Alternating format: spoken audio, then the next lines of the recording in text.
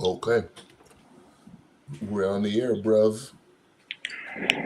As the British say, you were saying something about the integrity of the consumer class when it came to No, I want to address something first. Philly and No, I want to address something first. okay. You guys want to address something? I do. I want to address something. Just Go want right ahead, sir. It's your show. you were the one who decided that we were going to do YouTube and visuals. It's not me. And, The marketplace decided. okay, They but like, why don't you put any effort into the way your frame looks? First of all, your eye, man. Like I noticed this in all your, and anytime you do these, you put your computer so high, but you look down at the screen, so it never looks like you're connecting anywhere near. Look, man, somebody's got to quarterback this thing. You know what I mean? Like I'm Yeah, but looking at multiple things. yeah, and then you always wear the darkest clothing. You have no light. You live in fucking Phoenix, but you have no light in the place where you're Look, recording. man, I don't have my office space right now. My father-in-law is in my guest room. Okay. So my setup is here in my bedroom, which is not ideal. Look, you just open up the thing in a window. You get a little nice side light. You do a little something. I know you didn't pay attention. That's not a bad idea. Oh, the cinematographer had an amazing idea about how to make your lighting setup better. Oh, that's such a strange thing. Oh, I turned that light off. Hold on. You don't have another window in there? Hold up. This is I'm going for a mysterious. Oh, jeez. Yeah, man, like you're so far from Bruce Wayne. No, but Hans, like, motherfuckers, you don't understand like why people respect me in the game. No, I don't. I know you don't. I know you don't. And it's because there's a I believe I believe the kids call it an aura. I almost fell. Almost like an old man tumble. Almost like an old man tumble. Whoa! Look, because I'm so committed to radio, I would do the ER trip right here on the air. You know what you look like right now, man? Like, you look like the first 6 months of YouTube. When niggas like, huh? What is this? Yeah, like what's happening? Is this live? Yeah. You're like the second guy to put a video onto YouTube. Oh my gosh, we're such old men doing this. This is so funny. Hold on, I got a pick. You and the picks. What do you, Questlove? Even Questlove gave up on the picks. Well, Questlove has y'all went to Turkey together to get y'all's braids. Did you see Quest when you went and got your braids? Man, like Questlove has always had hair. Like I don't know what you're talking about. Yeah. Okay. What I'm saying is, he still has hair. Like that's the argument. Man, like nigga, you still have hair. Like what are you talking about? I'm one of the chosen ones. You see what I'm saying? You niggas know I can't afford to go to Turkey and get no hair. So you know what? You know how I know you can't afford to go to Turkey and get no hair? Because you also can't afford to get your hair braided. So yeah, you're very. I don't have hair braiding in the budget, let alone the motherfucking hair system. You got to get to Turkey. Niggas are getting payment plans. Well, here's the thing: it doesn't always take. It doesn't always take. Yeah, you got it because they do. You kind of. It's like what do you call it? Remember those chia? Like a chia pet. So sometimes it comes in. Shout out to LeBron James. He's embraced. You know, he's embraced the bald for years. Look, it was Charles. Everybody's been trying to get LBJ. He used to tell him to come on home, and I think he's doing it. Like he's very much. He's certainly embraced the bald. No, LeBron looks good. Glenn, good too. What's going on with your Nuggets, man? Like your Nuggets have been the injuries, man. Oh yeah, it's real. That is real. You know, we're gonna be somewhere between the third and fifth seed, and whoever we play will be the West. No, fucking crazy. The West is I crazy. think right now we're in the 4th seed. We've won in the last. Where are the Lakers? Where are the Lakers? They're the 3rd right now. So Lakers are 49-26. We're 1 game behind at 48-28. Can you admit to something? Yes, sir. Can you admit that you did not think that the Lakers would be the 3rd seed this year? No, this is bullshit. Okay, all right. You're not ready to have this conversation.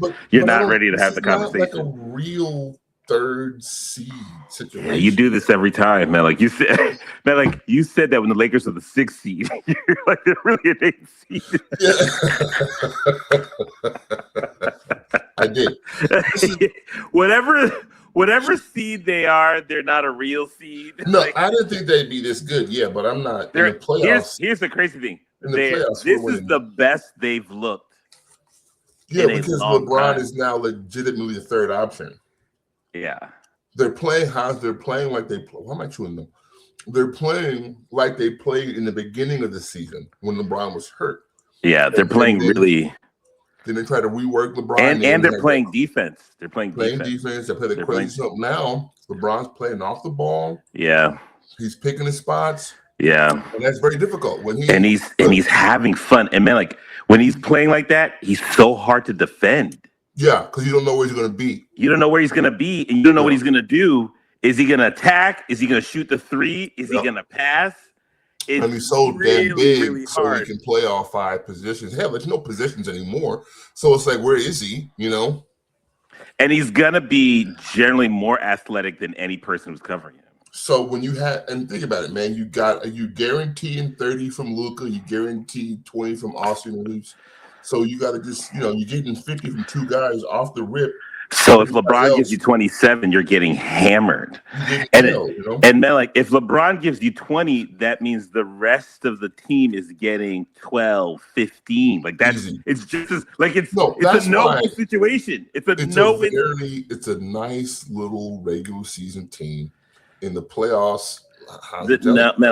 Listen. First of all, the West is stacked. You got to play D in the playoffs. They don't play defense, right? No, they do play defense. They don't play defense. Defense. Okay. Yeah, okay. Let me ask you this. What's the record against Denver? I don't know, actually.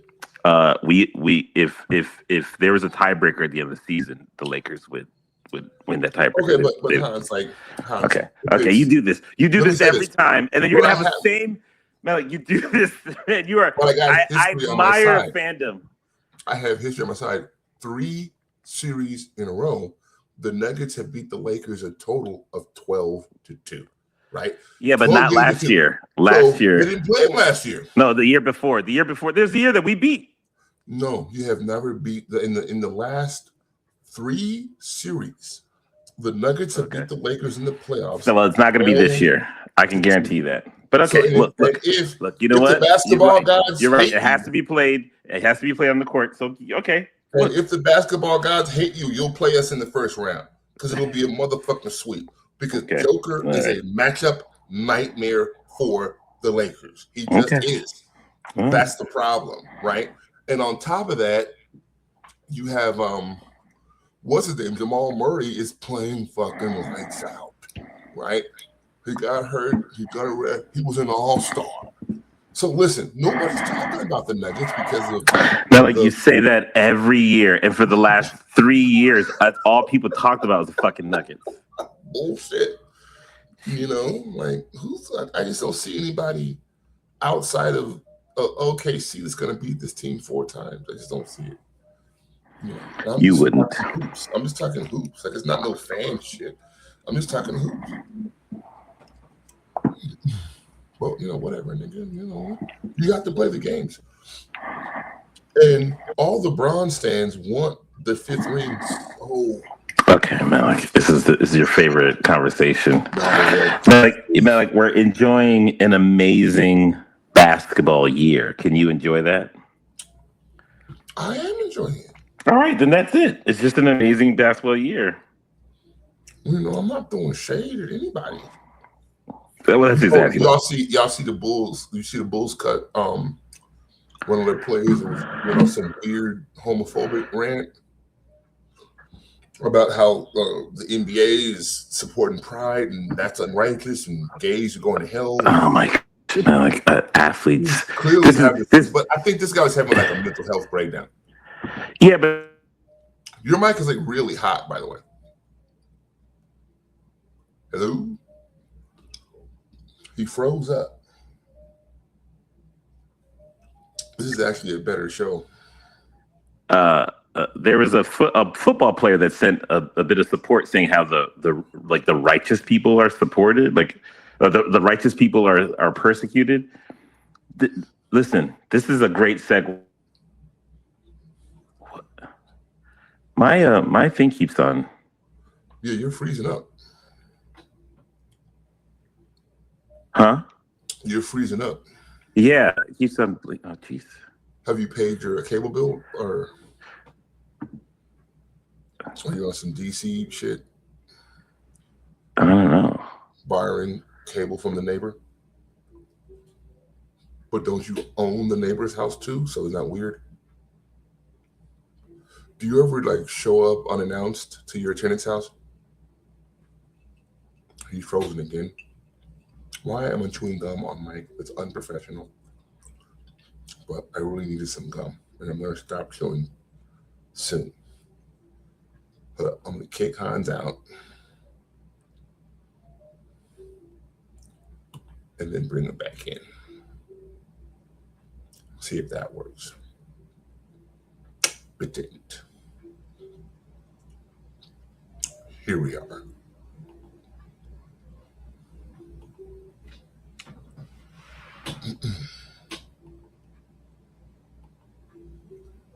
Oh, now he's gone. Okay, well, we'll pause for a minute. You do? No. I just, with StreamYard, you can just pause. Oh, wow. Yep. It's holding the world. Technologie, as the Haitians say, technologie.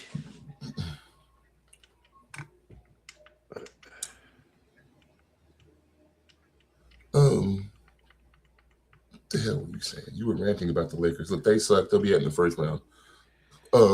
I wasn't ranting about the Lakers. I was actually saying that it was a good transition. It was going to be a transition about celebrity. We were talking about the Bulls basketball player that got himself in trouble ranting about LGBTQ. And you said you thought that he was having a mental health crisis. Yeah, he seems crazy. He had his crazy eyes. I don't think it's that. Because there's another football player that came to his defense. Yeah, but that's also a crazy person. Yeah, well, it's all the training, all the mental health specialists. Let me do the eye test. Like, let me look these niggas in the eye. It's the eye test, and I'd be like, "That's crazy." When you're picking baseball players, do you see if their girlfriend's ugly too? Is that another thing that you do? If his girlfriend's a solid 6, he can't play. He can't hit because he's insecure. No, I was saying this is a good transition because it's a good opportunity to talk about how we do. I guess you don't necessarily do this except when it comes to athletes. We do too much celebrity worship in this culture. We listen to what like celebrities have to say about anything. Yeah, for sure. Chili from TLC has gotten herself into trouble because it's been revealed that she is MAGA and has voted for Trump and is supported financially and through her Twitter post and retweets or reposting Donald Trump. And at the same time, Nick Cannon has said very ahistorical things about the political parties. And it's just, for me, I just want to throw these people away. I don't know why we care. Like, why do we, like, they're entitled to their lives. They're entitled to everything. So why don't we just throw them away? Like, we just stop paying attention to them. Like, that the reason that they have any influence is because we pay attention to them. Like, you're missing a broader point here. Oh, help me. Yeah, I don't understand the broader point. Like this thing why can't I ignore you? You're doing this thing that educated niggas like you do, where it's like, hey man, just break out. I wish you were educated enough to add more light to your image so I could actually see you. I wish you were that much more educated. You can see me. Okay? No, I can't. No, like I can't see you. Like this is for a filmmaker. This is ridiculous. Yeah, man. I'm not making a movie. I'm doing a dumb YouTube video. Okay, talking about. Why can't you turn on the lights in the place? Like, why can't you? I turned them on. You don't have any overhead lights in. I'm sure there is. Yeah. Yeah. Isn't like your bedroom? Messing up with the whole Bruce Wayne vibes. You know what I'm saying? Like I'm going for like a moody aesthetic. You know. Let me see.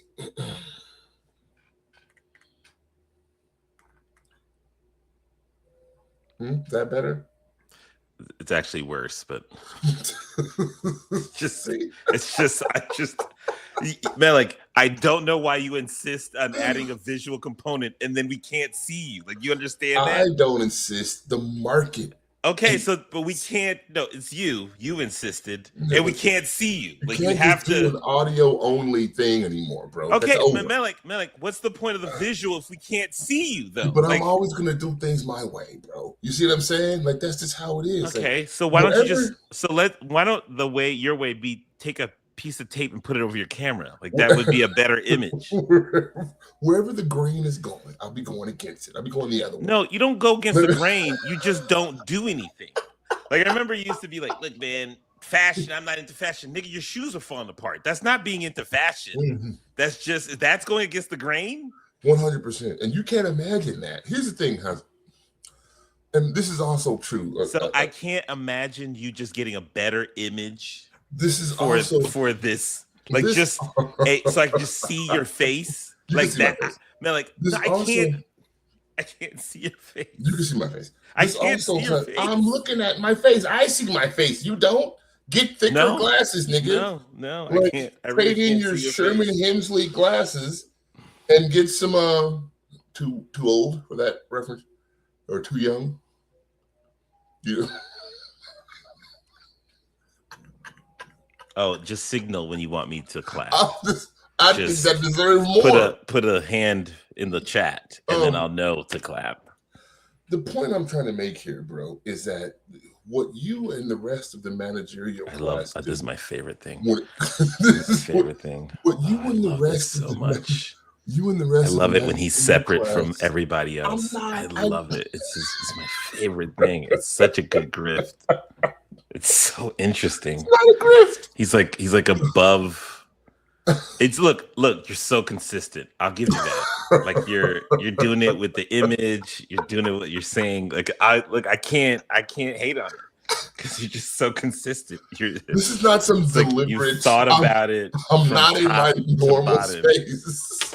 You really you're all in. It's like, what you and the rest of the managerial class do and shit like this is where it's like, don't listen to the celebrity class, listen to us, the expert class. No, man. Like, I'm not saying. I read all these books and all these things.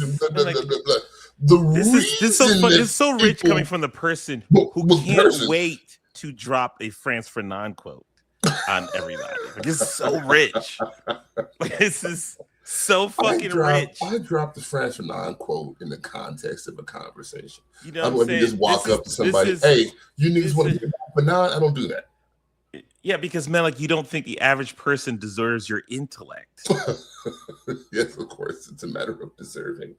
What I'm saying is, Hans, the reason the Nick Cannons and the Chili's of the world think they should talk about complex issues they don't understand, and the reason why fucking Donald Trump is the president, is because niggas like you fail the general public. You see what I'm saying? It's because the managerial class. What were we supposed to do?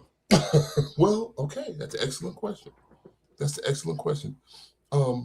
We just did a show called The A Building, and we have a whole section. Talk about people telling people how to think. What does that mean? It's ironic that you're like, your solution is to plug our podcast. Listen, if you haven't heard it yet, Jesus Christ, what kind of argument are you trying to make? Like, I'm about to make a reference here, scumbag. We have a whole session about W.B. Du Bois and the purpose of education. Okay, and he specifically, you're not ready to talk about this because W.E.B. Du Bois, who literally said there's a set of people who should decide how black people should think.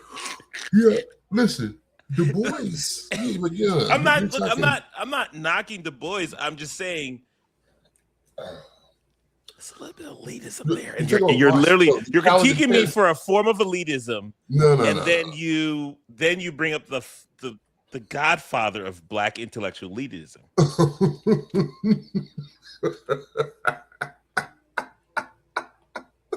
The godfather of It's so ironic that Nick Cannon, in his little ignorance, quoted W.E.B. Du Bois because he's exactly who Du Bois would not want talking on his behalf in any way, shape, or form. That's the irony. That's the first irony.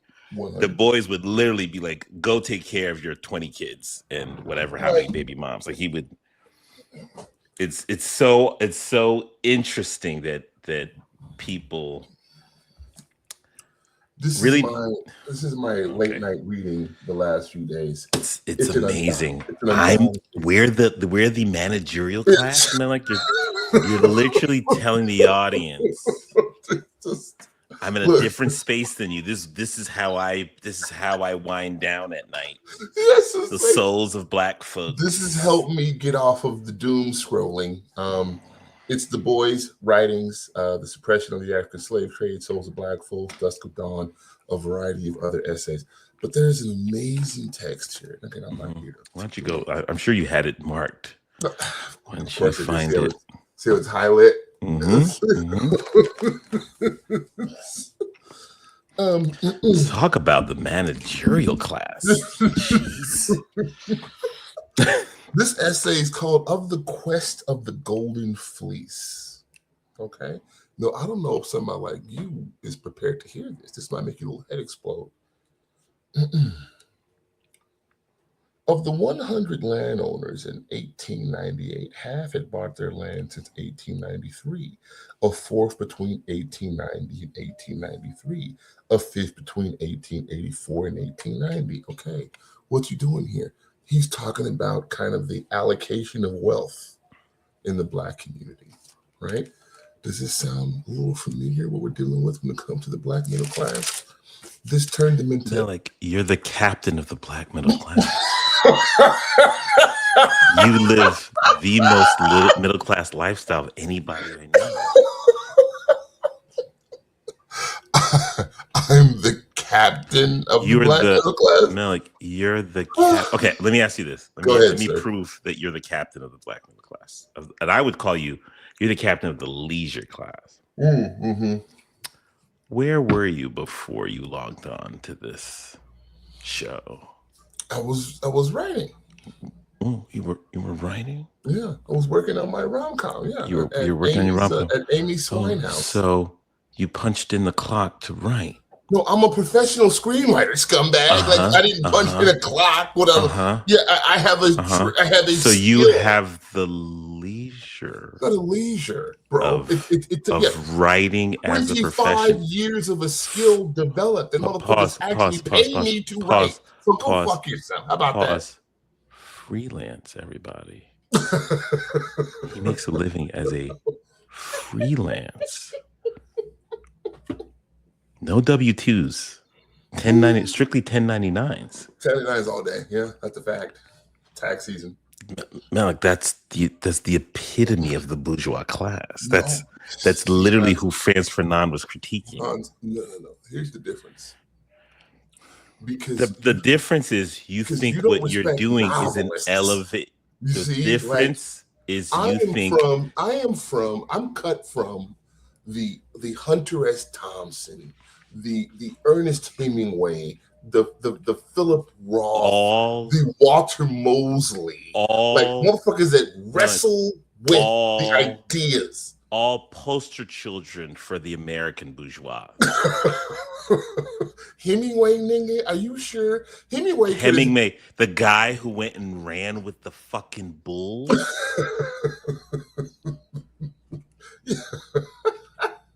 the guy who basically killed himself because he felt like there was no more places to conquer, there were no more adventures to have in life.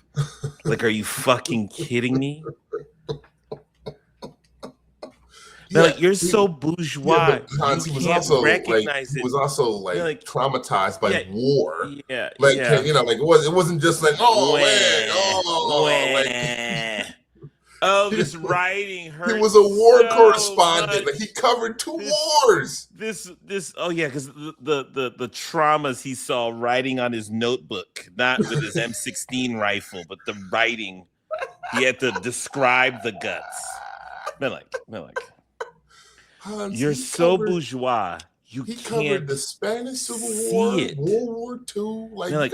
Melik, these are bourgeois pursuits because he chose to do those things. Yeah, like a goddamn man. Yeah, see, you describe these kinds of pursuit as masculine. 100%. You're the captain of the bourgeois. These are bourgeois pursuits. Wrestling with the ideas. Like, you gotta make me up with this book again. I'm you not. Let me get to my second point, nigga. But go ahead. Look, I love W.B. Du Bois, but he is the godfather of Black intellectual bourgeois thought. Like, he is the godfather. He is part of the leisure class. He outlined the structure of this leisure class through something called the Talented Tenth. And idiots like Nick Cannon think because they have money that they are part of the Talented 10. Yeah, that's funny. Like, it's interesting, and it wasn't about money for W.B. Du Bois, which he talks about in the Purpose of Education. If anything, it's what's his name that was more about money. Washington. Booker T. Washington. Yeah. Who it was more money for him. It was more of proving yourself, your physical self-worth. The foundations of so Black it's interesting. The foundations of like Black capitalism and Black capitalist thought that's grounded in Washington. Is Washington. That's right? Washington. And so Nick Cannon is more in the vein of Booker T. Washington. He doesn't even realize it. Like Booker T. Washington would be proud of Nick Cannon. You've made a whole bunch of money. You've employed Black people. You're front-facing to white America. You're, in some ways, you're like the hosting. It's so interesting when Black guys are hosts. They don't realize, like, you sort of become a poster child for safety to white America. Like, if you can take on one of these shows, like you almost defang. It's a critique of like Snoop Dogg. It's my favorite architectural critique of Snoop Dogg, like how Snoop Dogg's image became defanged. 1993, he's on the cover of Newsweek magazine as the most dangerous musical artist, and then quickly 7 years later, he's doing car commercials with Lee Iacocca. Right, that's a defang. He's completely enmeshed into the corporate structure, and then has been that for 25 years. Right.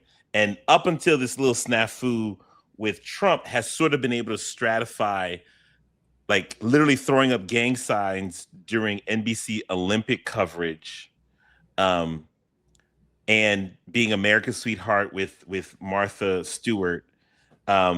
Also, again, game show host, having game show host duties. And so it's interesting, like these archetypes. That's a Booker T. Washington-esque trajectory. Oh yeah, but you're also, I mean, Du Bois is, he's from like Boston, or he's from New England, and and he's educated at Harvard, so Washington was a Southern guy, so you can kind of like think about like somebody like Killer Mike's take on the power of Black capitalism and Black ownership, and Black prosperity. No, I'm not. I think. Like, I don't think either guy was wrong. Well, obviously, in the modern context of people like me and you, we've seen the beauty in both of these guys' thought. Like, we've not engaged in the Black PhD conversation about pitting one against the other. Yeah. We'll never get into the nuances of that because, quite frankly, between me and you, that's boring, right? Because we have to be capitalists to a certain degree in order to get our films made. We have to have this bent. I'm just saying it's the irony that somebody like Nick Cannon he can't contextualize. Like, he's been around somebody as amazing and as brilliant as Dr. Carr, who teaches African American studies at Howard University. He's taken a bunch of his classes, but he can't contextualize. Like Nick Cannon does not have the intellectual prowess to properly contextualize, or he doesn't have the patience with himself to take the time to understand these complex issues, to digest them, and not to create a product out of his thought. Like guys like him have to create a product out of the thought. My flip side of critique, I was listening to Higher Learning, is they're trying to feel like they're not trying to defend Nick Cannon. They're trying to give him grace. And I'm like, why do we protect Black celebrities so much? So that's the part I don't understand. Like what is the incentive? But I think I heard that clip, but I think it was more of you can't just shame every stupid person. I don't have to. It's not a matter of shaming. I'm not a matter of shaming. Why can't I just ignore you? Like, why do I have to give so much energy into the thing? No, you don't have to do. Like the Nick Cannon thing is a little bit more benign to me because he wasn't in the active process of selling something. You know what I mean? Mm-hmm. I think the Chili thing is interesting only in that. And I'll say this about the Chili thing. I want to be fair. I think that women in general who go, who can inflame their fan base, they get less grace than men when men do it, right? Men get so much more runway. And in that way, I want to be very fair to Chili, that I think it's unfair. Like it's just unfair in that way. And I don't even want to get too specific. I would say that it's interesting to me when your livelihood specifically depends on other people being comfortable with you, mm-hmm. that we have such a long history that people haven't decided how to deal with that when their personal opinions go against the mass of people who fund their lifestyle. Because that's what it is, right? If you're a celebrity, you're not necessarily elected. It's not Obama. It's not something like that. It's a transactional relationship. Yeah. You give the audience something and they literally give you their capital. Like it's the way it's funded. And so it seems that you would understand that there are things that could be dangerous for your livelihood. And if you're going to have those ideas, it's better to establish who you are and have an honest relationship with the audience and find other ways of making them comfortable with you so you can continue to have that capital and express your opinions, or you really have to hide your opinions. That's all I'm saying. Like, I don't want to say it's one way or another, because I don't like when like I remember when Snoop said this when he did the thing with Trump and people were like, okay, we don't want to fuck with you, and he was like, you're just gonna turn against me. Black people do that to each other. It's like, no, you don't understand the relationship you have with the audience. Like they don't owe you. Like they get to hold you to that standard because they're literally using their capital to fund your life. It's not like you built a microchip and you're selling it to some, you know what I'm saying? Like, yeah, exactly. It's not like you built this functional thing that we all have to pay a toll to go on to. We literally, in order for you to have the lifestyle and everything that you do, and for you to have value in the marketplace, it's because we stamp you. And therefore, then you owe us to agree with us. And if you're not going to agree, then the minimum you owe us is to state that from the beginning, and then to be okay with us no longer deciding to fund you. You just have to be okay with that. Yeah, that's a fact. So, and then the third thing, I think us as audience, I think we just give Black people with money too much credit. I think we just do. They're going to, like, I think more and more. I think, and what's interesting is with social media, it is shrunk. Social media is almost like it's like an ability to see in people's minds, because people can't even resist their subconscious feelings of the way you'll just liking. You're not even really making a post, but you just like something, right? Or you retweet something, and that is an indication of the thoughts that you are not saying publicly. Celebrity, specifically celebrity, not industry, but specifically celebrity.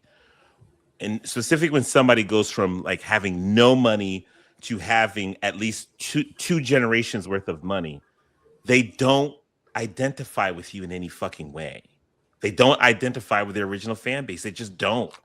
And I think was really revealing in that Puffy documentary that 50 Cent made. There's that one scene where Puffy is saying hi to like a bunch of fans. Then he gets in the car. He's like, "Oh, I need to wash my hands. I was around the people. I need to get showered."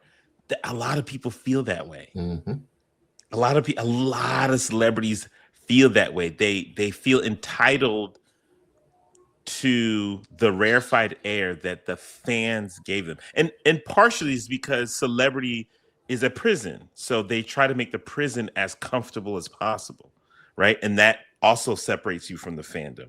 So I try to give grace for that, but I also think like the beautiful thing about celebrities, it can be given and it can be taken away. Like we could just decide, all right, in a heartbeat, we don't want to fuck with you, and I find it fascinating when celebrities get mad when we're like, well, I just don't want to spend my money with you anymore. Like a lot of celebrities really like. Here's the best example, I think, and it's non-racial in that way. Roseanne Barr is a great example of this. Oh, sure, yeah. Like, you have fuck you money. It's not like she didn't have the fuck you money. She had the fuck you money. So it wasn't a matter of like, you ruined my livelihood.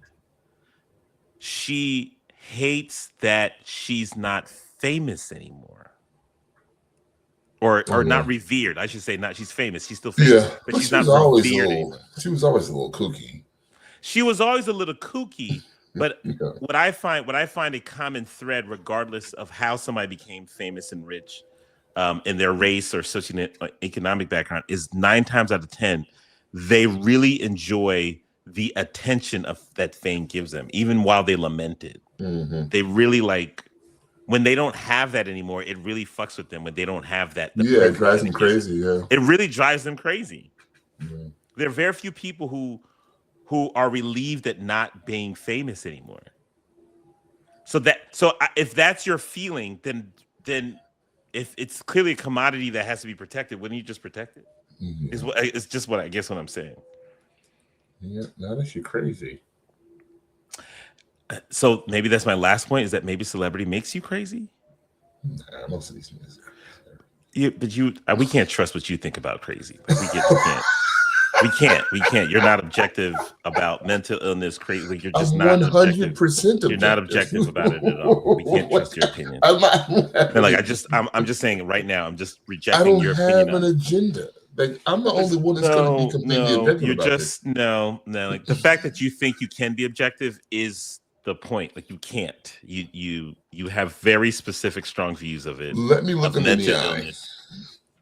This is your fucking baseball scout now. The eye test. Illness. Yeah, like I know. I can tell you about a good right-hander. Okay, and if someone's crazy. You know what? Maybe you're right. Let's look at you in the eye. Okay, you're fucking crazy. You know what I'm saying? It's like the homeless problem. Look, 3-4 tractor trailers. Stop. No. We have things we're promoting. Just stop. Like, I know you're making a joke. I know you're making a joke. Just stop. It's a joke. I'm just not saying, funny enough. I can solve it. I can solve it in 2 hours.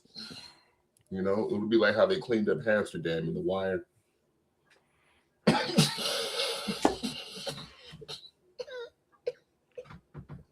I almost choked. It would be funny to watch you choke.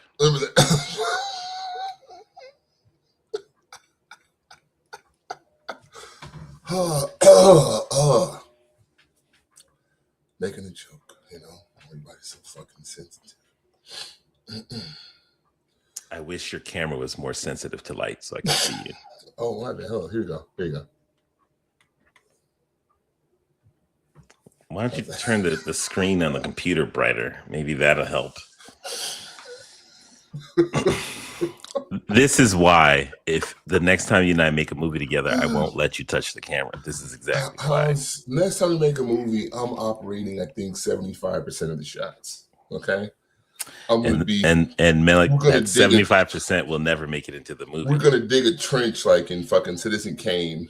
Mm-hmm. And shoot shots from the ground. Shoot shots from the ground.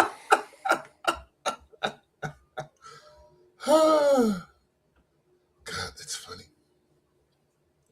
Oh, look, man. And the point I'm trying to make is This is going to have no impact on the TLC Salt and Pepper Invo. How much money? How much would you like to bet? First of all, how are we going to quantify this? Like, how are we going to quantify this? Like, what is it? Would you? But well, we can quantify it by if the tour is mediocre, in terms of sales, if it's like especially if it gets cut short. It's not going to get cut short. Listen, the problem with what you're saying is that it suggests that the masses have like an integrity when it comes to this type of shit. Like they have more. This is like, this is. Like, let me say this. See no this scrubs. Is very. You know what I'm saying? They just want to show up. No scrubs. What the fuck? This is. You know what I'm saying? Like, they don't give a fuck. Chili voted for Trump, so we're not going to go listen to Waterfalls. That's bullshit. This is very. What's his name of you? Oh gosh, why am I forgetting? Take your time. No, I'm having a senior moment. I can't remember. We were just talking about him. Braids too tight? No, we were just talking about him. Not Booker T. Washington, but Du Bois. It's very Du Boisian. Why is this Du Bois? I don't understand. This is something that Du Bois would say. Like, well, the masses don't out there; they don't have integrity. Like Du Bois was very much a snob about the average Southern black. Like, he really was. He had a snobbish. I'm not making this about the Southern black. I'm not making this. No, you're making it. You live such you're so detached as a bourgeois intellectual writer. Of course, that you, which is interesting because you fucking go to Boyz II Men concerts, like. So it's just fascinating that Boyz II Men, who's by the way on a stadium tour. Yeah, but you're on you're pedestrian. Like, that's just what I'm saying. Like, you have these pedestrian leanings, but you look down at people as pedestrians. I'm not looking down on anyone. What I'm saying is, when you say they're not gonna, what I'm saying is the idea that the average TLC fan, the average TLC fan is a 47-year-old black woman who probably makes about like 70 to 80 grand a year. Yeah, and they're going to the show. No, they might not. No, they are. They see, yeah, like, that tells me a lot of what you think. That tells me a lot. They want to have a good time. They're gonna go put on the fits and get on the gram and buy the merch and you know what I'm saying and all that. What about your friends? All that bullshit. R. Kelly can't sell a record. Yeah. That's because that same fan base decided that are you comparing child rape to a political leaning? No, like, I'm comparing. This is at the core of you talking about bourgeoisie. This is at the core. I can't wait for this critique. No, I can't wait for this. This is now you're gonna use like the PhD, the black PhD. We're not black PhDs. This is like the argument. What you're about to say against me is a black PhD this is at the against core black PhD of you fight. Postmodernistic black PhD MMA. Like you live in a postmodernistic hellhole, right? He thinks he's a black. He's the heavyweight champion of black PhD cause. African American. This is true. This is true of a lot of you multi-degree niggas. You live in a world where you know where your lifestyle is. You're multi-degree. You're the king of the multi-degree. You're the king of the academic. Like, what are you talking about? I reject academia fundamentally. Yeah, you embrace it. That's bullshit. But even you're like that character. You're Bane. You know, you adopted academia. I was born in it. Like, that's you. I'm in a cave somewhere. Yeah, no, you're in a library. You're in a library stack somewhere. So, you like to read The Boys, would you? You read The Boys. I helped write it. I helped him write it. I've lived with The Boys my entire life. I was born in The Boys. Once I had one master's degree, it wasn't enough. You discovered The Boys your senior year. I was reading it in kindergarten. You have one master's degree, I have two. How about that? Oh, a master's degree. How about 2 of them? This show's so silly. We're making black academic jokes using Batman movie references. Like, you know how silly our show is. I paid you a lot of money. You think that gives you power over me?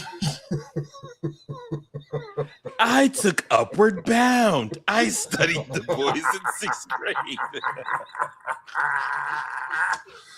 I took dual credit courses in high school.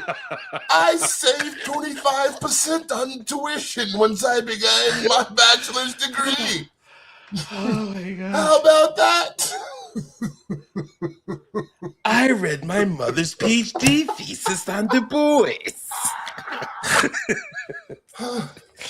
Holy shit. You were introduced to it in freshman seminar. We are not the same.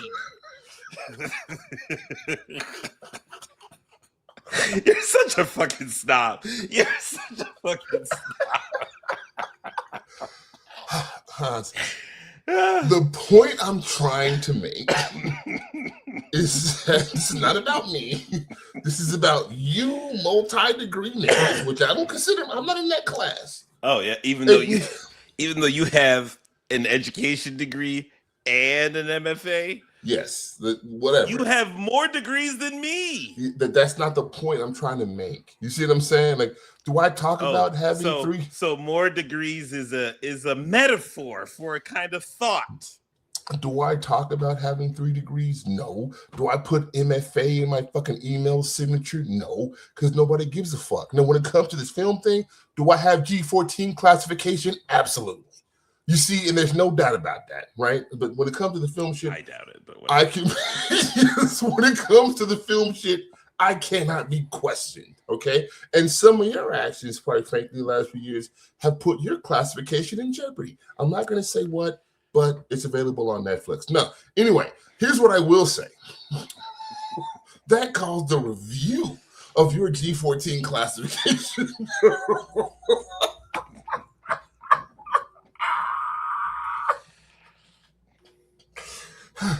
This nigga Hans almost got fired for trying to make the show look good. I almost got fired for trying to make that show look good. And Hans, do you remember I told you, I don't think they're gonna let you do that. And you're like, what? What's the big deal? You couldn't even. You literally said, oh my gosh, that's brilliant. Yeah. That's gonna get you in trouble. That's gonna get you in trouble. I was like, you can't use that kind of ratio. That's like a film ratio. He goes, well, who cares? Like, what's gonna there was meetings, sub meetings. Somebody's trying to make the show look good. I got yelled at. Man, like, and the Pause, irony. Please tell the story. So I did a thing on the show because we didn't have a big budget. All American Homecoming. All American Homecoming. But was this season 2? This is when you were kind of feeling yourself, right? Well, I was encouraged. You didn't think you were going to get fired. Look, here's what happened. No, it's not that I didn't think I was going to get fired. Season 1, every week you thought you were going to get fired, though. That's not true because that season 2 they let go of my gaffer and that's right. There was cuts, right? So in some ways I was actually throwing caution to the wind. I was like, you know what? Fuck it. At least I get a good reel out of this. Yeah, right? that's kind of was my thought. And one of the directors kind of encouraged me to kind of take control of the way the film, the series look, and not to be hampered by the colorists and other factors. So I just developed this great relationship with the rental house, and I tested all these lenses. So one of the things I would do is I would change the lens every episode. I'd change the type of lens that we're using.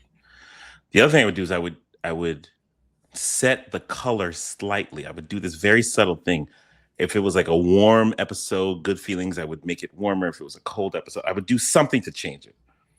So for this episode, I thought, we should change the scope of it, And I have this theory that Black people are made to be shot in anamorphic. I have this every time I feel like whenever I've seen Black folks shot in anamorphic, it makes the world sits up when they see those characters. They just notice those characters better. Mm-hmm. And I stick to it, And so And I asked permission. That was the funny part is I asked for permission. Yeah, you've been through the proper channels. I went through the proper channels. I asked everybody. And part of the problem was nobody really understood what I was doing. That has, which is also what I said. I was like, you asked permission for what? Yeah. and then like the hiccup, here's the hiccup. The hiccup, I didn't actually do anything. It was what it exposed. The reason I got in trouble, right? That's when it became it exposed how the Post House was nickeling and diming the show. Oh no shit. That's really what got me in trouble. Right. And what got me in trouble was like what I realized just from analyzing the way everybody's reaction was that Post House got that gig probably because somebody higher up owed somebody a favor and they gave him a cushy deal. The show was helping to keep somebody's business open. And part of the business was they nickel and dimed you for every little thing that you did. And so what was adjusted was the aspect ratio. Nobody they were told, but they have to charge. They charge to simply bring the dailies in a different aspect ratio. That's a silly thing. That's like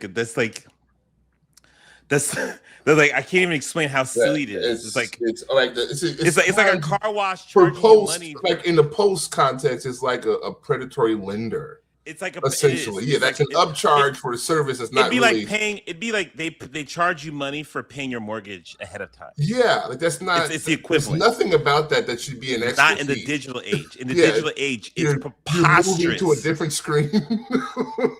Man, like in the digital age, it's preposterous. Yeah, you're pressing another button. Yeah, it's a little bit of an issue when it goes to broadcast.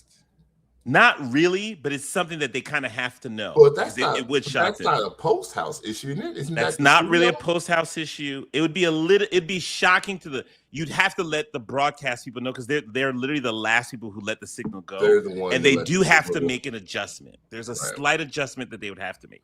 So they have to know. But again, none of this that's is like a network extra thing. Cost. But and so the reason it started to snowball is because the editors were getting shots and they weren't actually getting the whole shot because I shot anamorphic, but they sent the dailies as regular unsqueezed.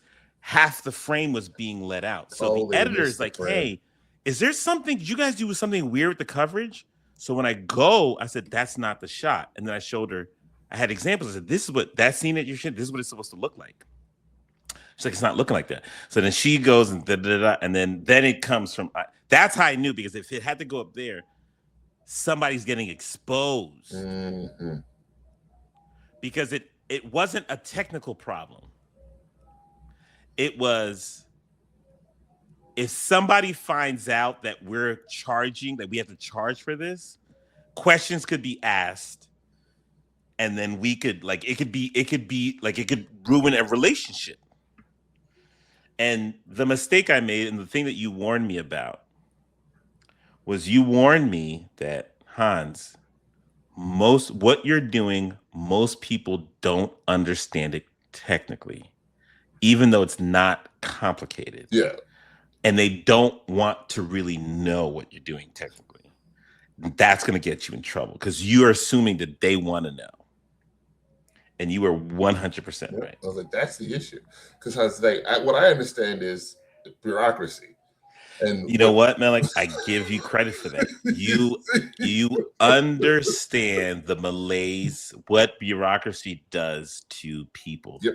You understand it's because you kind of live in you were born in it. Like Bane. Yeah. I visit bureaucracy. You were born in, and I don't. Here's the irony: I actually don't tolerate bureaucracy. Yeah, I really don't. Like, I really just ever since you've known me, I've always been like, oh, that. Like, I'm not doing that. Like, you got to think about their business model, man. It's just about getting the show on TV as painlessly as possible. So it's a little bit more complicated than that. While giving as much as your friends a piece of the pie. Yeah, well, everybody gets a taste. Yeah. It's not getting the show on the air. No. Yeah, it's still a a big kind of Ponzi scheme where everybody gets a taste. You know, that's why LA's dying, because the jig is up. We're talking about 50 years of this, and then nobody kind of saw the internet coming, and the studios didn't look at what happened in music, and they were like, this can't happen to us. Like, well, okay. Like, here's the thing: music told you how it would go down. The minute distribution got into somebody else's hands, it was going to be over for you. Like, what's his name? That was Melik. Also, production. Nobody thought the big sophisticated studio would ever go in music production. That's what Conan made an interesting point. He was about a year or two from leaving his TV show, and somebody was like, you should do Hot Ones. He had no idea what it was. He saw one video, he loved it. He was like, oh fuck, okay, I'll do this. But he still didn't quite understand it, right? He's still, he's an old guy. He's been in TV 30 years. He goes and does Hot Ones, and it's two guys, and one of them was the guy making wings. So right, so one guy was the host assistant who took care of him, and the other guy was the cook. And that's it. And this guy, and he looked at the Matrix. This guy was doing 8 million. Like, I forget who it was, Donald Glover. Somebody had just been on, and it was 7 million people. And he was like, yeah, that's 6 times many people that watch me.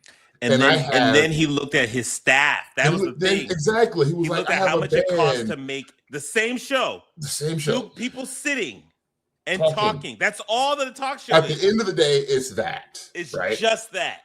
And he's got a band. You got to bring a live audience. You got the writers' room, producers, segments. People don't understand the physical cost. The very network that said, "Oh no, you're gonna do your show on this studio lot."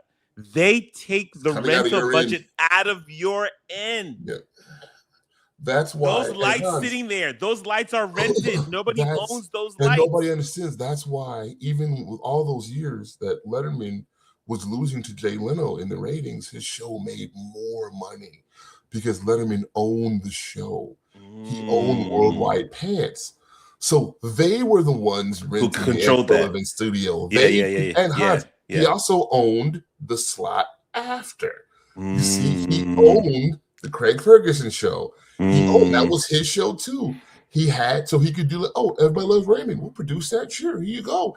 On top of that, he also had a top 5 network show for 8 years, right? Like, it was a different apparatus.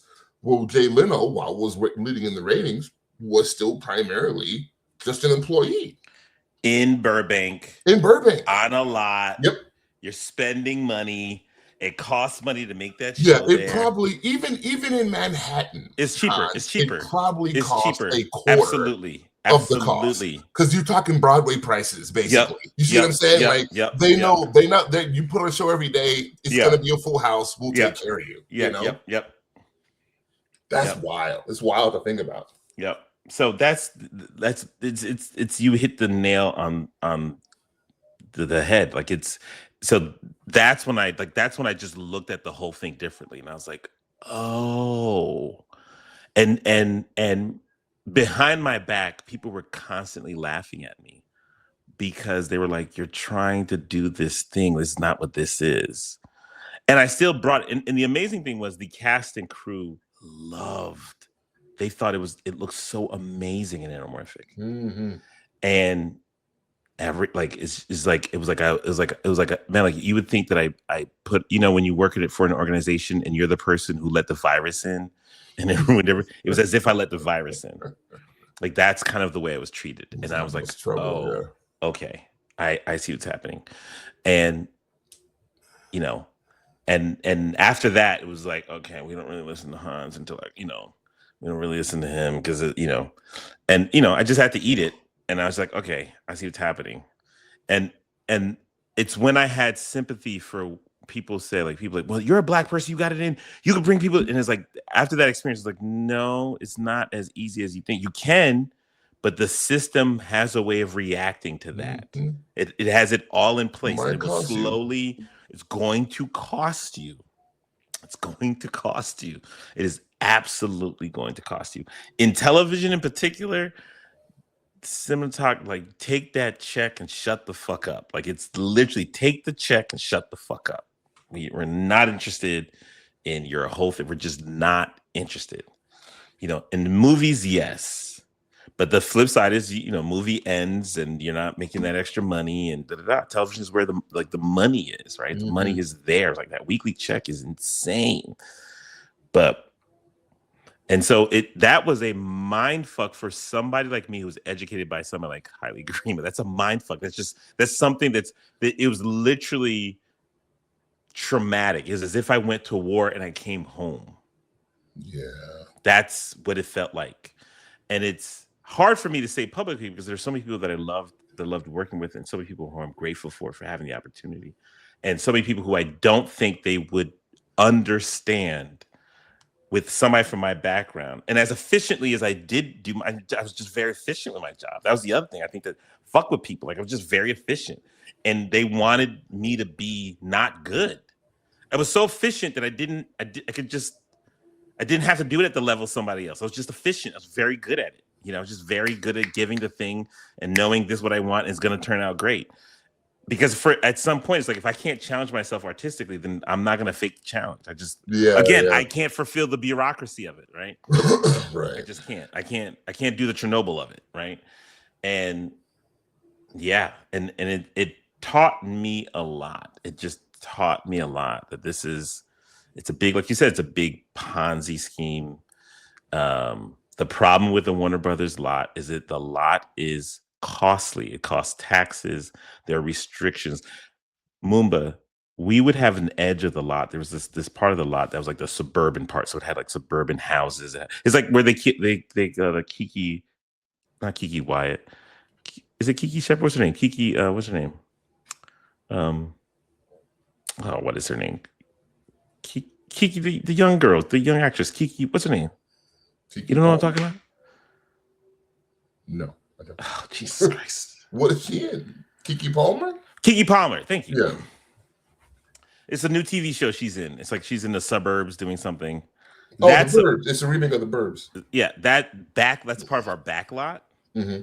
That borders an actual neighborhood. The neighbors were able to change the laws in the city so that after like 9 o'clock, I think we can't shoot. We had a hard out on parts of the back lot that we couldn't shoot. So we couldn't put up lights, we couldn't do sound, we couldn't do anything after a certain time. Even though it's happening on the lot, they didn't want the sound and they didn't want the light pollution in their neighborhood. No shit. So you could shoot in the studio spaces as much as possible, but parts of the back lot after a certain time, you had to, like, you were off. You had to go inside essentially. So a town like that, that's that resistant to the thing that makes it that those people can the value of a house that's 900 square feet is like $2 million. Like, and it is $2 million, and you go into it, and it's not. You just don't see the 2 million. You just don't. It's not like, it's 2 million and the door handles are made of gold and there's an amazing pool inside and the bedroom is, it's literally an ordinary 900 mediocre house. Yeah. Very mediocre, very regular schmegular. And it's $2 million because it's right next to the Warner Brothers lot. Like, it's just that value. That very person can't stand that thing is being made there. And so in a state like that, you're going to lose production. There's nothing you can do to keep it. You're going to, especially when other states see it as a viable possibility, and all they have to do is just change the tax incentive, and they can draw you there. Why is it starting to bottom out in Georgia? What's happening there? The thing is it London's competition? It's London's competition, but it's something I think is greater. It's a weird combination of things. Georgia, in people's minds, kind of sprung out of nowhere. It technically didn't. It really started in the 70s with Cannonball. When they started doing the Cannonball series, they started building lots in Atlanta. And that's probably when those tax incentives started. That's when it slowly started. Yeah. And there was a little bit of infrastructure. And it really kind of built from there. Also, like, they started that shit because you could just get away with more stunts. They would just they could do crazier shit. And you had the room for it, right? You had the room for it. when the Marvel stuff started hitting Atlanta, my analysis of it is, so I told my students the other day because they asked me about I have graduating seniors in transition in the industry, and I had to do a lecture about unions versus non-unions. I said, New York is a union town that acts like it's a non-union town. Mm-hmm. Atlanta is a non-union town that acts like it's a union town. Oh, interesting. What do I mean by that? You can go to New York. Most of the really big money-making stuff and steady stuff in New York is union. If we say Broadway, we can say all the major TV shows, all basically are union. Yeah. But you could live in New York and work in New York in the film industry and never be on a union show and work 28, 29 days out of the month and totally make a living. You're chilling easily, very middle class. In Atlanta, where you have the right to work anything you want, non-union, every single show is union, and there's nobody there that's non-union. The only things that are there non-union are the reality TV shows. So they almost got cursed by booking those big contracts. They got cursed by booking the big contracts, and they didn't have an independent scene at all. Because that's why New York is the best, because you have the supplementation of both. So you have lots of professional productions. So you got your union crews, you got all that, but then you have 2 or 3 major film schools there, right?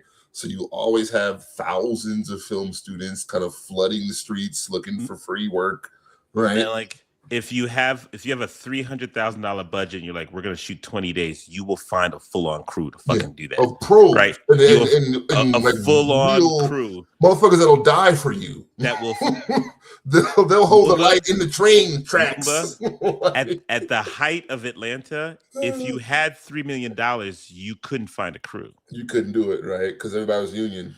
When we did That's Her, which has been running around the internet, which is ironic, it's maybe one of the last things we talk about. When we did That's Her, the only reason I got the quality crew I got with the barely $2 million budget I had was because the town had dropped. That was the summer it dropped. That's the summer that all the Marvel shows left. Everybody left. So we shot in the summertime. Starting that January, everybody left. So nobody had been working. If you did it 6 months earlier, you would have been fucked. If I had done it 6 months earlier, the movie would not have finished. Couldn't have made the budget. Yeah. It would have been impossible. It would have been literally impossible. That's interesting. Yes. So that's the reason Atlanta is, because Atlanta never had. And that probably there's no film school down there, really. There's SCAD. That's it. There's just SCAD. That's it. But how big is that? It's not big. I mean, it's big. SCAD is pretty serious, but SCAD blew up once Atlanta blew up as a town. So it was very dependent on the industry. It was interconnected. It wasn't like New York where you have studios anyway. Yeah. It wasn't like New York where you have kids. Okay, in the summertime, we're gonna make our independent film. We're gonna just run around. It just doesn't have that spirit. Those kids were literally in the summertime. They're interning on Marvel movies. Mm-hmm. That's a totally different energy. Or going to LA, or going to LA or going to New York. You weren't getting that. What Greenman talked about, that film culture, that film community. So you have a hard time if you have, like, let's say you have $1.5 million budget. You're gonna have a hard time making that movie in Atlanta. You have a better time making that movie in DC, not quite New York, but Jersey. You can get the New York crews in Jersey because the physical costs are more now in New York. But if you shoot it in Jersey and just shoot parts of your thing in New York, but mainly make your thing in New Jersey, you could make that, especially because it's so you don't have to really get permits to shoot on the street in New York. And you don't have permits. And the last thing I'll say about Atlanta has no post-production. We could barely get our dailies done. We could barely get our dailies done in Atlanta. There was one place, 3 Arts. So it really was kind of a smash and grab. Huh? They went in there. The infrastructure. They took advantage of the tax credits and then got out. And the crews weren't necessarily. There was a lot of homegrown crews, but a lot of people were transplants from LA. Mm-hmm. It was a cheaper lifestyle. You You were a second assistant in LA, but you come to Atlanta, you become a first assistant. And then you were first assistant in LA. Instead of a shitty apartment in North Hollywood, you had a 3-bedroom house in Buckhead. You had a 3-bedroom house. Your kids went to public school. They didn't have to go to private school. Yeah. Your commute. Everybody's complaining about your long commute, and it's like 45 minutes, maybe an hour. And you're like, this is nothing. I used to commute 2 hours in LA. About that. Yeah. You know what I'm saying? The weather is sort of comparable. It's cold in the winter, but it's not, it's not like living in New York or something like that. And so then the town itself, the topography of Atlanta is very interesting. It has like these interesting juts. And so the town is growing out and it kind of can't handle all the people. And they didn't continue to develop the MARTA to the suburbs where everybody was going. And so it's a car-centric town, and it literally was not meant for the amount of people that are running around in there. So you have these crazy traffic jams where it's really difficult to move around. It's like, so it almost turned into LA without some of the upsides. And then so once things start to dry up, you don't have a post-production base, right? You don't have a generative base. By that I mean, we're just gonna make this movie for Atlanta. Like we're developing. You don't have a development base. You oddly have a development base in New York. You have people making independent shit in New York all the time, right? It's like all the time, whether it's commercials, whether it's just so stratified. In fact, New York is more diverse in some ways than LA, because LA really doesn't have that independent. Like it just does. It has a lot of things, but doesn't have that independent. New York has that added component. So when those big things dry up and they leave such a huge vacuum. Yeah, I'm telling you, man, when I saw just kind of the level of professionalism and commitment to the crew on my little movie, I told Hans, I said, Hans, I will show up when the crew shows up. And you were like, you don't have to do that. Like, you can show up later. I was like, no, I show up when the crew shows up. Yeah, you were obsessed about that. And you said, God, man, nobody cares. Every morning, you got me up at 5. I was like, fuck, this nigga's got me up at 5 on the dot. It's like, it'd be like, if you being merciful to me was like, you waking me at 5:05. Look, me let you sleep in. Yeah, otherwise, 5 minutes. Because you're like, we gotta get in that car at 6, like 5:59. You wanted to be in that car because it did take an hour. It took an hour. It took exactly an hour. So we had to be in the car at 6. If we were in the car at 6:02, we didn't walk into that set to 7:02. Yeah. And you hated that. And I'll be pissed. Yeah, I'd be mad.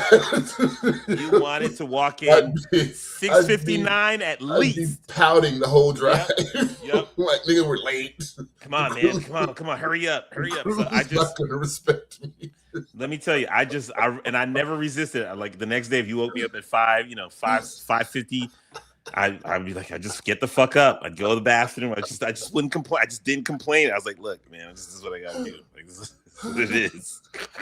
It was a little obsessive. I will admit that. We probably needed some of that energy. I'm sure. But then, of course, then there was that first morning when I was throwing up. I don't know if we were on time that day. That lifted my day. Yeah, that made my day.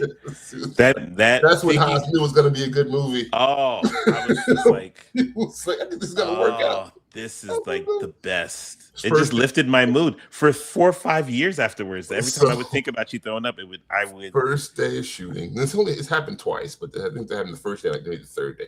First day of shooting. It's about 4:30 in the morning. Hans Caroline let us stay at her apartment, and I was in the guest bedroom away from Hans. But you were in the master bedroom. No, you were in the master. Oh, I was in the master. Yeah, you were in the master. Yeah. And so I was in the master. Mike was on the couch. I was in the guest. Mike on the couch. Hans in the master. So, but the bathroom was right across the hall from the bedroom. So my plan was to go into the bathroom, throw up, then wake up Hans, right? That was the plan. So I go in there, and the freaking thin walls in Queens, I'm just, Hans knocks on the door. Moomba, you throwing up, nigga? I was like, yeah, just nerves, nothing to worry about. I hear Hans laughs so hard. it almost killed me because now I'm laughing while still trying to finish throwing up. You gotta laugh and throw up. You'll die. You gotta do one or the other. And I was like, what the fuck is funny? I didn't know motherfuckers threw up when they were nervous. I thought that was a stupid thing that people put in movies. Like, and it never made sense to me. I was like, who throws up when they're nervous or scared? Like, I didn't know that was a real just nerves, bro. Don't worry about it. You literally fulfilled a data point that never made sense to me in life. Like, it just never made sense. And I was like, oh, when people are actually nervous, they have to throw up? Like, how does that happen? How does that work? Like, I want to know, how does that work? Shit. Oh, hold on. That's the wife. Let me call you. I will just pause it 1 second. Yeah.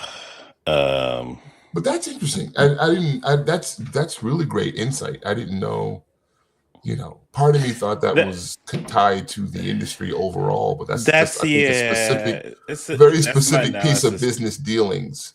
But I think it also ties into kind of like when you think about like the future of filmmaking, like the next 20, 25 years. Obviously, I think what the technology, I think the biggest impact I think AI will have is that crews will get smaller. And post.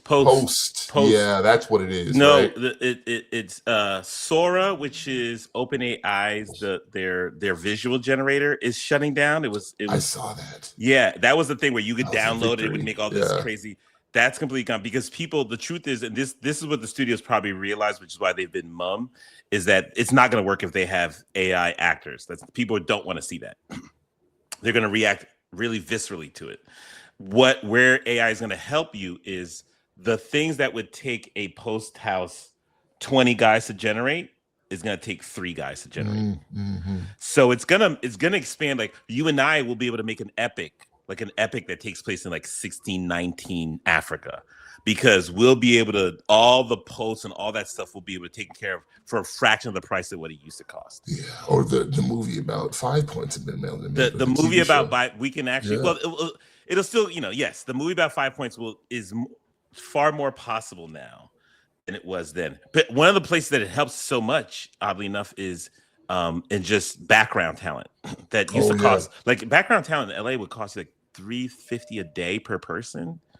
So you could literally, if you needed if you had a club scene, you were fucked if you're shooting in LA because it depends on your budget. You couldn't. I don't know if you've seen it. I saw somebody point out at the ending of Whiplash. Yeah, it's just t-shirts. It's just, but what's funny is they shot it in sequence, and it was taking so long to shoot because they got so many camera angles.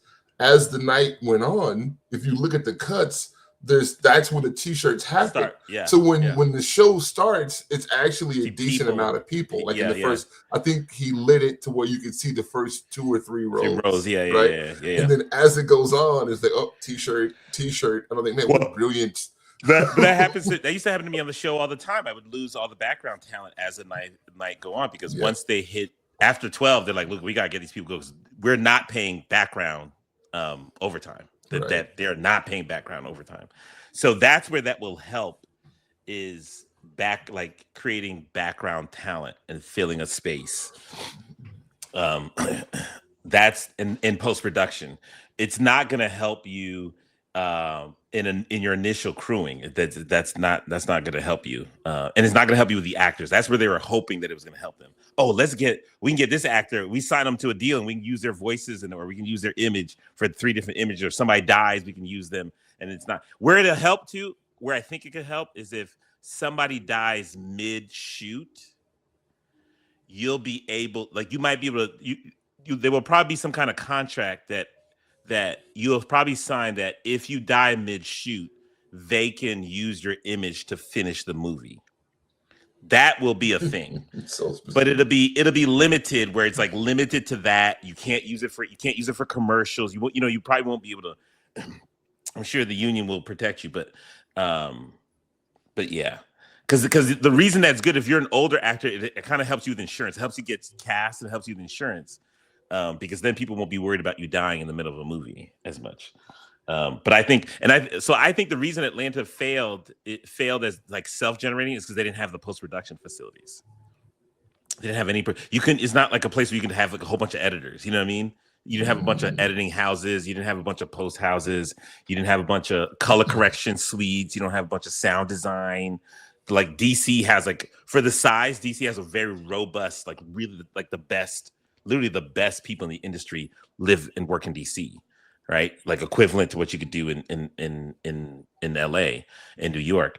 And DC built out their post-production because Discovery was centered here. So it was all post-production. So we have nothing but editors, nothing but post people who could do graphic design and do all that stuff. And they're able to do it freelance because they could work remotely, right? And Nat Geo and Disney are still here. So it's fascinating to me to watch the demise of Discovery because Discovery owned this space, and I guess maybe they decided to consolidate, and now they're disappearing. They're disappearing off the face of the earth. I wonder what would happen if Discovery had decided to stay and invest and not try to be this global thing. Yeah. I wonder if they would have been able to find their niche and compete because they had post-production on lock here. So if they turned themselves into sort of the post-production kings and maybe got in early on in AI and figured out how to make that work their magic. But they had their little niche with the reality TV and they just weren't going to try to change that at all. Yeah, they didn't. Their way of changing was to buy Warner Brothers, and that didn't work. The two just were not compatible. And I think the Paramount thing is not going to work either. I mean, CBS is already losing. It's lost all those ratings, so it's just gonna continue to lose money. It's lost all the talent. So CBS News, I think CBS News is a harbinger of what's going to happen generally. And they're canceling all their minority shows. They canceled Watson. So that's the direction they're going to go in. I think they're just going to continue to lose viewership. Did you hear that? Is it UCLA? Some school is like teaching verticals. You know why that's stupid? Why? Verticals are web series. Yeah. So why are you calling it verticals? It's just the web series has made a comeback. It's just a new terminology for it, dude. I don't know. But why you act like you're creating a whole new infrastructure? You had web series classes before. You know what I'm saying? Like they're acting like I think places like that are desperately trying to stay relevant. It's just weird. I don't get the whole vertical thing. It's just web series. Like but I'm saying it's a new name. The internet, there's no logic to what the internet calls things. You know, like what it was called 5 years ago, it'll be something 5 years from now. You know, but yes, it's essentially. But I think scrolling changes everything. You know. Well, you saw that lawsuit that Meta lost and Google lost. Oh, yeah, I saw that. Yeah. I've been reading analysis about it. The number that they're paying is really insignificant. The significance is that their insurance companies they have to pay it. And there's now proof that they had studies saying that what they did was addictive. So if people not en masse, but if more people file, because this is just one woman who filed a lawsuit. So if more lawsuits come, that's when this ruling becomes significant. Yeah, you could be looking at like what the cigarette companies. You'd be basically looking at what happened to cigarette companies, which for somebody like Facebook is devastating because they like advertising is their only model. Like they don't have a hardware thing. They're only selling advertising. Like that's data collection and advertising. They're not Apple. They're not Google. They're in the most precarious situation when it comes to this. It's tricky, man. Because they closed the metaverse. You know, that was something they were banking on. They closed that. Nobody bought it. Yeah. What do you think about that? The tweet that went viral on That's Her. I mean, look, man. I'm looking forward to seeing the movie. That's what I'll say. Okay? You said that is produced by Will Packard, but it's directed by a white director and writer. Is that true? The movie she's talking about? Yeah. Oh, I don't know. What's it called? Tuscany something. Chloe Bailey. And Regé Jean-Pierre. Regé Jean-Pierre. Oh, is that the French fellow? Is he French or British? What's the difference? No one is. Yeah, this is when you're just unserious. No one has ever been able to explain to me the tangible difference between the British and the French. I don't know, my accents become Southern African all of a sudden. Yeah, it's very strange. There's too many voices today. Yeah, I didn't do any voices today. Well, no, you introduced the Bane thing. Okay, I didn't really. So, you didn't do any voices. Okay, whatever. No, that doesn't count. Okay, You, Me, and Tuscany is the title. You, Me, and Tuscany. Little wordy.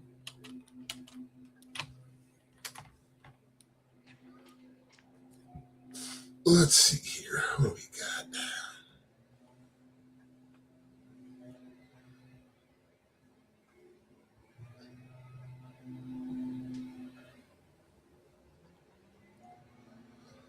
Yeah, Will Packer produced joint. Kat Corio. I don't know her.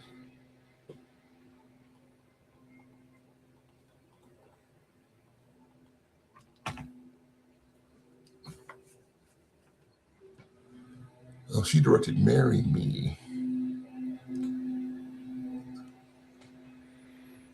with Owen Wilson and Jennifer Lopez. Will Packer's trying to go mainstream. Very interesting strategy. All right, Mr. Packer. Somebody tried to put me up for one of his movies. You can imagine my reaction. I know. Man, like from now on, before I make these decisions, I'm gonna let you speak for me. I'm like, you know how Obama had the angry speaker? My deal maker is gonna come on the phone. But are you gonna do it or not? No. My deal maker will tell you. He will take the information and he will tell you. And I'll show up to set and they'd be like, "You don't seem happy to be here." What did my deal maker say? He said that you would do it. Then that's what I have to do. I have no feelings because, boy, do I have a blind spot.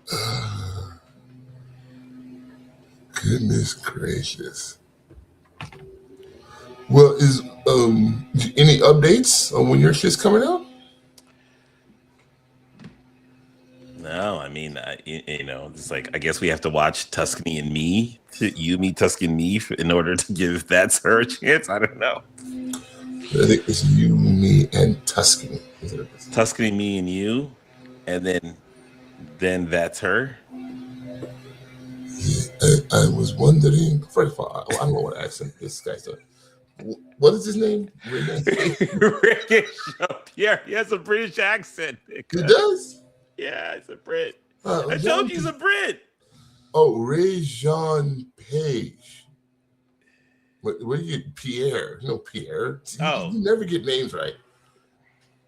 Okay, Ray-Jean Page. Okay, that is a Brit. Oh, this nigga from Bridgerton. Yes. Oh, okay. That handsome fella. He's one of those dudes you can't look in the eye too long. Women love him. You'd probably fall in love with him if you were. Yeah, it's like you can't look at some of these British dudes. You can't look in the eye too long. Hello, mate. Would you like to? Wow, that's your.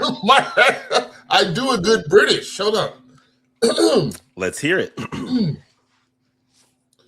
Let me do like a British hip hop head voice. Like okay. You're just gonna do Ari Spears. What's up, bruv?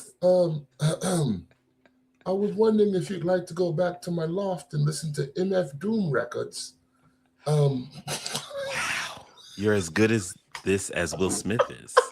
I thought perhaps you'd want to go listen to MF Doom. Did you think saying perhaps is a British? You felt that as a British accent? You said perhaps. Perhaps I could phone you from the.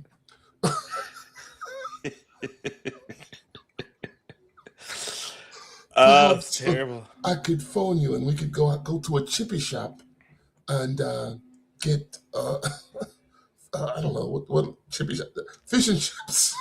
It's a chippy shop. Okay, I gotta go, dude. Yeah, me too. You can always email us at backofthetheater@gmail.com. The A Building is available at iHeartRadio and Apple Podcasts or wherever you get your podcast. The full season is currently available, so feel free to binge watch. Tell your friends, rate the show, and let us know what you think. Okay? Back of the Theater and now the A Building. We're a two-podcast conglomerate, Melik. Yes, a conglomerate. Did you read that other proposal I sent you? You didn't read it. No, not yet. Oh, you sent it? I didn't know you sent it. Yeah, I sent it.